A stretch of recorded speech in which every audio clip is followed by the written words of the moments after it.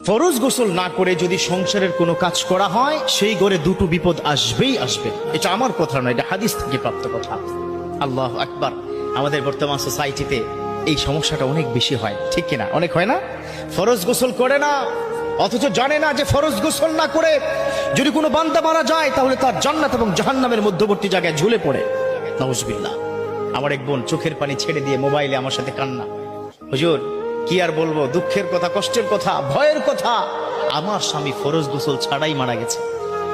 আহা, অর্থাৎ স্বামী স্ত্রী সঙ্গমের পরে সে গোসল করে নাই, ওই রাত্রিতেই ওই নাপাক অবস্থায় সে মারা গেছে। আমাকে জিজ্ঞাসা করে, হুজুর তিনি কি জান্নাতি নাকি জাহান্নামী? কত কঠিন কথা, স্ত্রী স্বামীর বিষয় কথা বলে। তো বর্তমান সময় এত মারাত্মক পরিস্থিতি, আসলে ইয়াংরা বর্তমান সময় এই সোসাইটিতে, এই অ্যান্ড্রয়েড মোবাইলের যুগে, এই মোবাইলের যুগে রাত ৩টার আগে কেউ ঘুমাতে চায় না। তারপরে কি করে, যখন ঘুমিয়ে যায় ফজরের সময় উঠতে পারে না। বিশেষ করে এই যে ইয়াংরা, তোমার